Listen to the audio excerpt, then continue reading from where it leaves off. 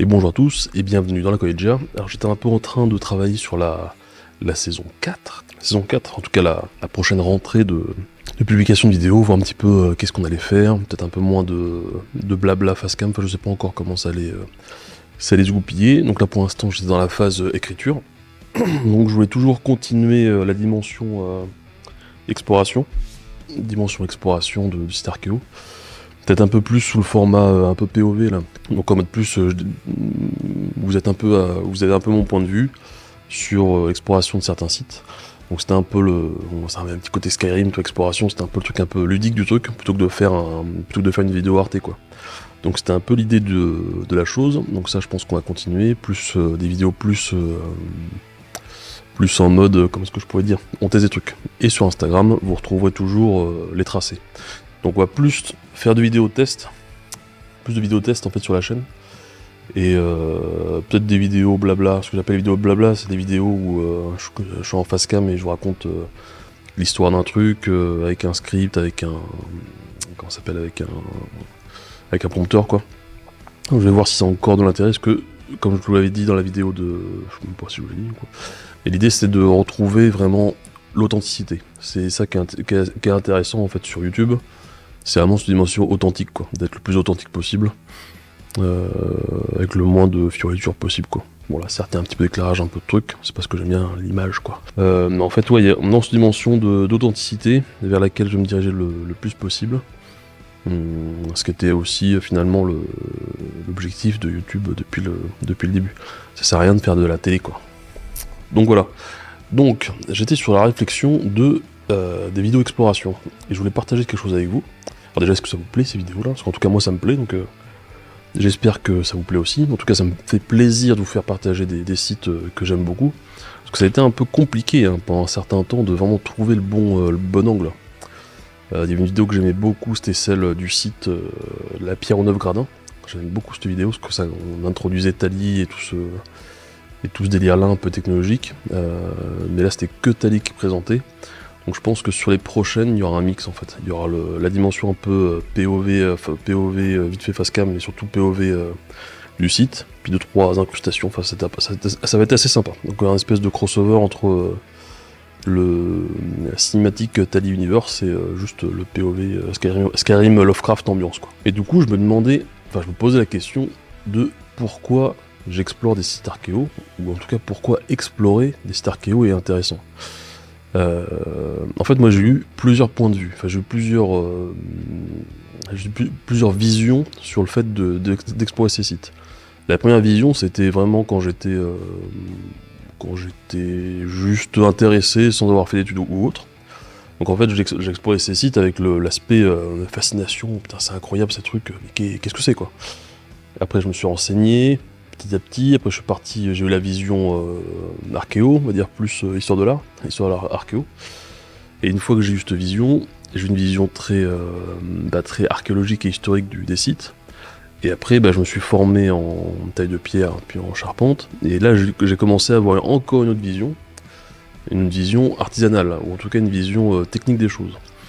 Et à chaque fois, c'est rajouter une couche, ou en tout cas, soit rajouter, soit c'est enlever une couche de lecture sur les sites.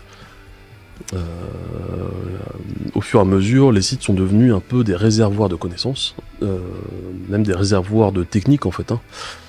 Comme des bibliothèques. Par exemple, je pense au site de Chassenon qu'il faut qu'on retourne, dans lequel il faut qu'on retourne pour faire une petite vidéo. On avait fait une quand on était encore sur les pilotes, on cherchait encore un peu la forme, même si c'était un peu inspiré avec les moyens du bord de la série Enquête archéologique avec Peter Eckhout là, que j'adore, que personnellement j'aimerais reproduire sur des sites comme les Orcades. Ça putain, je rêve d'y retourner. Je rêve de vous faire découvrir ça, parce qu'il y a des sites absolument magnifiques, et surtout d'y retourner 10 ans plus tard, avec, parce que j'avais pas encore de drone, tout ça, même si ça n'existait pas des masses, vraiment y retourner avec la dimension explorateur, mais en même temps, mi-explorateur, mi-artisan, tu vois. Chose que je trouve qui peut être intéressante en tout cas, d'avoir cette vision sur des sites anciens, quoi, plutôt que d'être juste fasciné par le truc, oh, comment ils ont fait, c'est incroyable. Alors ça veut pas dire que je suis pas fasciné, c'est juste que maintenant j'ai une vision un peu plus, ouais ok ils ont fait comme ça, d'accord c'était compliqué, mais ça le fait quoi, c'est faisable. Par contre, c'est vrai que cette vision technique, plus qu'historique au final maintenant, même s'il y a toujours une part historique, il n'y a pas de souci. Mais là c'est plus technique maintenant, ben, je respecte encore plus leur travail. Parce que au final, on a accès de par le savoir technique que j'ai acquis et que je continue d'acquérir, ben on constate qu'il y a quand même des sites qui sont assez passionnants à découvrir, explorer quoi. On est allé voir le site de... C'est pas Braga, c'est le Castro de Baronia. Je sais pas si vous vous souvenez. La vidéo n'était pas encore aboutie, il y avait surtout des belles images, mais c'était pas le... on était encore un peu dans le Arte, toi. On était encore un peu dans le... Si je me courtais, hein, c'est pas le problème. Hein. Et je veux dire, quand je dis on était un peu dans le Arte, c'est-à-dire qu'on était plus dans le côté je vais faire un documentaire classique sans... Voilà quoi, je raconte juste l'histoire, mais je vais pas plus que l'histoire quoi. Donc ce qui était intéressant, c'était justement d'aller voir ces sites avec l'œil d'un terre de pierre artisan quoi. Pour justement aller voir les endroits que verrait pas un historien. Et ça c'était le truc, et j'étais encore dans la recherche, mais par contre c'est vrai que des sites comme ça, il y a un nombre de détails fascinant, vraiment fascinant. Et c'est vrai que à certains niveaux, aller explorer des sites avec l'œil de l'artisan, du tailleur de pierre ou du forgeron, de ce qu'on veut, et je trouve que ça va nourrir notre art, ou en tout cas nourrir notre artisanat. Moi par exemple, la chose qui me passionne le plus, enfin en tout cas actuellement, en pierre, c'est vraiment le rapport entre la pierre et l'eau. Donc tout ce qui va être les fontaines, quoi. Je trouve ça sublime. C'est quelque chose qui me passionne au plus haut point. Voir l'eau là qui passe dans la pierre, là, je trouve ça très voilà quoi, très magnifique quoi. Je trouve ça sublime. Je trouve qu'on peut faire des choses de dingue. Il y a une dernière révélation que j'ai eue, c'était en regardant Ring of Power. Bon, monsieur, je suis pas un grand fan de la série, quoique c'est joli. Mais à la fin, vous savez, quand il coule les 3 anneaux là, il y a une espèce de forge à triple, comment expliquer, triple truc. Et c'est vrai que je verrais bien ça sur une fontaine quoi. Donc en fait c'est un peu mon obsession de taille de pierre. Il faut vraiment que je me ménage du temps pour en faire. Et aussi pour retrouver un peu plus une dimension artistique dans mon travail, mais bon, ça c'est autre chose. Ça c'est en aparté. Et donc en fait pour revenir sur la dimension, pour revenir sur le premier sujet de cette vidéo, à savoir pourquoi j'explore, ou pourquoi il me semble que c'est important d'explorer des sites, ben, à la fois on va découvrir des techniques, à la fois on va découvrir des sites qui sont des réservoirs de connaissances. Pourquoi? Parce que ces personnes-là, à l'époque, ont résolu des problèmes techniques qui sont toujours valables maintenant. C'est-à-dire que les lois de l'univers n'ont pas changé entre-temps, c'est-à-dire que des problèmes techniques qui ont été résolus à l'époque sont toujours valables. Par exemple, pour de l'étanchéité, pour même à un certain niveau de l'écologie. Pourquoi? Parce que utiliser les matériaux qui sont à côté, c'est pas con. C'est plus intéressant d'utiliser les matériaux qui sont autour pour construire. Ça paraît con, hein, mais rien que ça déjà. C'est très bien les maisons en bois, tout ça. Mais est-ce que c'est adapté à là où tu vis? Je suis pas sûr. Hein. Parfois, autour de chez moi, en Saintonge, là, bah, construire des maisons en bois, pourquoi pas, mais autour de nous, qu'est-ce qu'on a? On a de la pierre, un peu de bois. Bah, qu'est-ce qu'ils ont construit? Bah, les maisons charentaises, bah, c'est de la pierre et un peu de bois, quoi. Pas besoin de faire devenir du bois de je ne sais où pour je ne sais quelle raison. Bref. Et ce qui était intéressant pour encore continuer sur la dimension, cette dimension exploration de site. Après, j'ai toujours eu une fibre exploratoire. En fait, j'ai toujours eu un peu les deux. C'est-à-dire qu'à la fois le nomade, à la fois le sédentaire, on va dire. Le nomade, c'est plus l'explorateur qui a besoin d'aller voir d'autres sites, d'explorer des sites archéologiques fascinants, enfin, un truc de fou. Et on va dire le sédentaire qui est plus en mode taille de pierre, artisan, parler de ces choses-là, toi. C'est un peu les deux trucs. Alors j'ai pas encore trouvé l'équilibre, parce qu'en fait c'est pas un équilibre, parce qu'il me faut les deux, quoi. Il me faut à la fois le côté exploration, et à la fois le côté travail à l'atelier. Et pour en revenir au sujet, eh ben, c'est essentiellement pour m'ouvrir l'esprit. Pour découvrir d'autres techniques, d'autres peuples, d'autres manières de faire, parce qu'en fait il y a toujours des subtilités quand vous allez explorer un site avec l'œil artisanal, l'œil technique on va dire, qui vont vous sauter aux yeux, et vous allez trouver des subtilités, fines de résolution de problèmes. C'est vraiment ça, c'est des subtilités fines de résolution de problèmes qui sont excellentes. Alors après, il y a explorer des sites, mais il y a aussi, donc le site c'est très bien, mais il y a aussi la dimension humaine.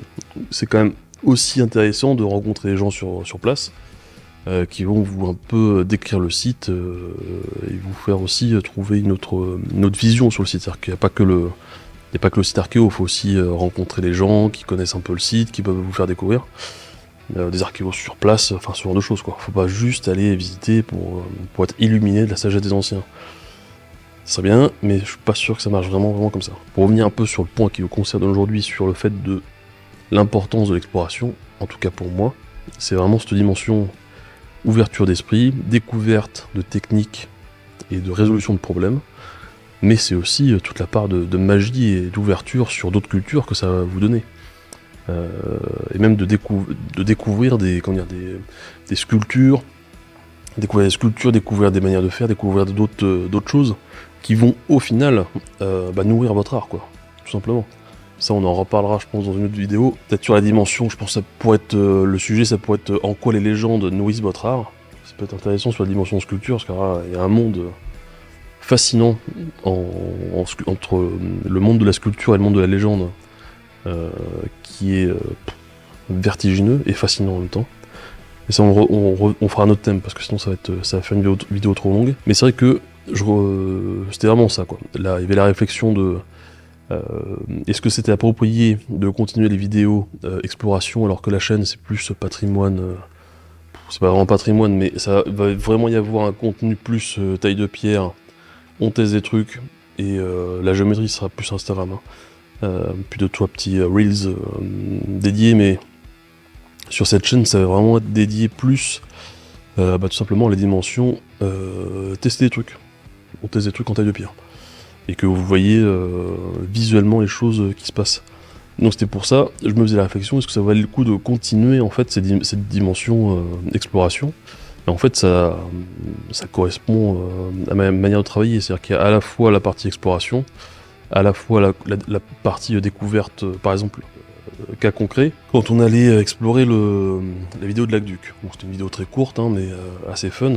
En fait, dans cette exploration, j'ai découvert plein de techniques, avec les systèmes de queue d'aronde, les systèmes de U, les systèmes de gestion de l'eau, enfin il y a plein de petites subtilités que j'aurais jamais vues, juste avec ma vision historien, quoi. Enfin historien. Ma vision étudiant en histoire. Là maintenant, avec une vision plus technique, c'est un autre monde, quoi. C'est un autre monde. On voit aussi des choses qui pourraient paraître complexes à quelqu'un qui n'a pas l'habitude de travailler concrètement. En fait, on voit, ah bah là il s'est pas fait chier, il a fait ça comme ça. C'est une manière un peu abrupte de décrire des choses, mais parfois, bah oui, on a les mêmes contraintes de poids et de force, quoi. Parfois le mec il a pas besoin de porter une poutre 3 plombes, il faut juste qu'il puisse la poser, et en fait il a fait une petite encoche dans le mur. Tout n'est pas forcément ésotérique, quoi. Il y a parfois des solutions assez simples qui sont juste des solutions techniques. Voilà. Alors ça veut pas dire qu'il y a un pan ésotérique ou mystérieux dans les choses, ça c'est autre chose. Mais en tout cas, parfois il y a des choses très simples et concrètes qui se passent, et qui sont intéressantes de voir avec cet œil justement taille de pierre et technique. Voilà. Donc en conclusion, explorer des sites, moi c'est quelque chose qui me nourrit personnellement. Alors j'espère que c'est quelque chose qui vous nourrit aussi. Mais je peux que vous faire le témoignage du fait que si vous êtes artisan ou autre, si vous travaillez un petit peu la matière, en plus d'une passion pour l'histoire, vous allez comment dire, ça va être réalité augmentée, quoi. Vous allez encore découvrir une autre dimension des sites archéo, quoi. Donc voilà, c'était juste ce petit témoignage. Voilà ce qui me venait vraiment, que je voulais partager avec vous, cette dimension un peu extrêmement enrichissante au final, et pas que sur le plan historique ou intellectuel, mais aussi sur le plan concret, quoi. Aussi sur le plan de la réalisation, aussi sur le plan technique. Bah, typiquement la vidéo qu'on avait faite, qui est pas encore exactement ce qui me plaît, mais j'aime beaucoup cette vidéo, c'était sur la fontaine de Taitambo. Alors ça paraît rien, mais je suis pas sûr que c'était beaucoup reproduit, ce système-là, où on repasse le doigt, et juste en observant une fontaine, de réussir à reproduire ce système, bah, au final, même si je suis pas encore allé visiter le site, moi ça m'a fasciné de reproduire ce truc, quoi. Alors certes, c'est pas quelque chose de magique, c'est des propriétés physiques, tout simplement. Mais le fait de le reproduire, bah, ça me permet quand même de voir la subtilité que ces gens avaient, quoi. Et la manière d'appréhender la matière. Même des petites...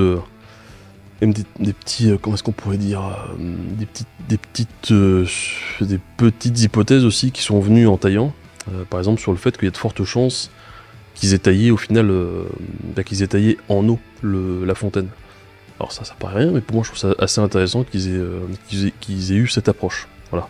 Donc ça permet de comprendre un peu mieux l'approche, au final d'être un peu plus proche de ces peuples-là, ou en tout cas d'approcher une pensée plus fine.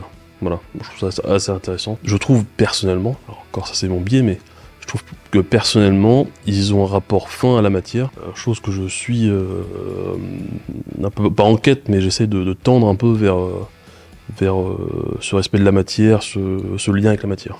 Voilà. C'était un peu la réflexion que je me faisais. Bon, j'espère que cette vidéo vous aura plu. Je vous dis pas de vous abonner, vous êtes grand, vous faites comme vous voulez.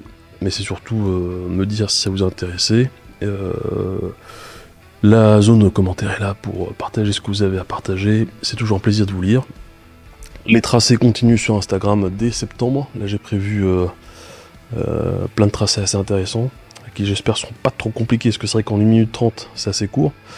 Mais en même temps faire un truc assez cool. Donc ça continue. Et sur YouTube, d'autres choses. Plus près de ce qui me parle au fond de moi, voilà, plus près au final de l'authenticité qu'on recherche, voilà, donc c'est un peu l'objectif, et d'autres choses à venir que je vous tease pas, mais qui seront plutôt cool. Voilà, un grand merci à vous et à très bientôt sur la Collegia.